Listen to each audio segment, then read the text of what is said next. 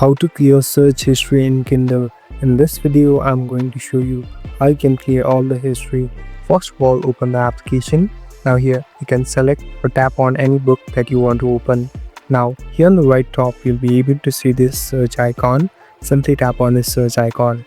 So, these are the search results for recent searches. Now, here on the right top, you can see clear history. Simply tap on clear history. And as you can see, it has been completely gone. So everything that you had searched in this history has been cleared. So if you go back, it's all set now. Thank you for watching this video. I hope this video will help you.